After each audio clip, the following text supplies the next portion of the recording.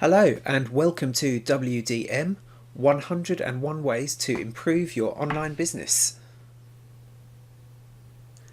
CDN stands for Content Delivery Network. Now, although they are quite complex, they really serve one purpose. They are there to make surfing the web faster. You use them every day without even realising whether you're on Facebook or shopping or reading the news. All of these sites will use a CDN of some kind. If you have a website with lots of traffic, then first of all, well done. This can put an enormous strain on your server, and in worst case scenario, it could cause it to crash. Now, if your server slows down, then so does your website. So if your website is stored on this server here, and everybody is accessing that one server, think of the strain that you're placing on that. Now, the other problem you'll see is known as latency. Now, if your website is hosted here in the UK and you have an American or an Australian visitor, then that information has to travel all of that distance to reach the visitor.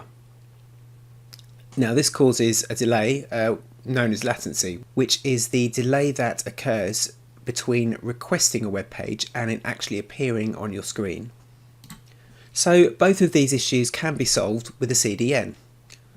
A content delivery network is simply a network of servers based around the world that store a cached version of your web page. Now, it can be more complex than this because some parts of your page will be fixed and others will be variable, but in short, a copy of each web page is stored on each of these servers, and then the visitor will receive the information from the closest one to them or the least busy server, depending on load balancing, etc. So regardless of where you host your website or where you live in the world, you can still have equal access to it without speed being compromised. Now, the other thing a CDN does is it protects against DDoS attacks. Now, you may have heard of a DDoS attack, but if you don't know what it is, it's simply, if we go back up to this image here, a DDoS attack is when huge requests are placed on a server and with the intent of causing it to crash. So by having a CDN or content delivery network, you spread that and you reduce the risk of a DDoS attack on your website. So do you need a CDN? Well, only you can answer that really, but if you have a local business that simply serves local clients and you ensure that your server is based close to you, i.e. if you're in the UK, then you make sure your server is in the UK, you'll have to ask your web host about that, then you probably don't need a CDN unless you have huge amounts of traffic.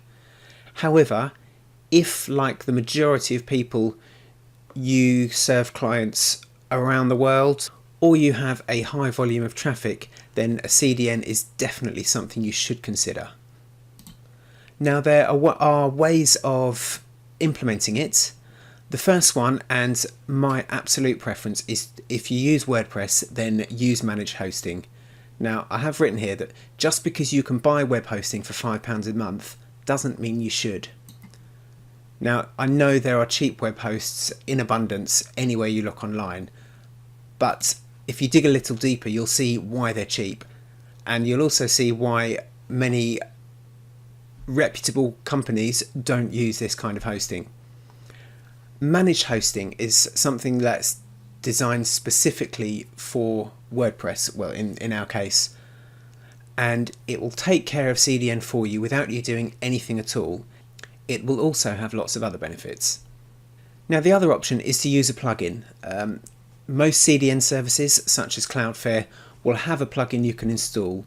You will need to set this up, but they'll provide instructions and they will no doubt help you to do this if you need it. If you don't use WordPress and you have another popular platform that your website is based on, then there are most likely plugins also available. If you have a custom built site without a popular CMS, then you will need a developer to implement this for you. Now, I just want to end this by saying that anyone who uses our services to host their site receives premium managed WordPress hosting, which does include CDN. I hope that helped you, but as usual, if you have any questions, please do let me know. Thanks for watching. If it helped, then hit subscribe and I'll see you in the next video.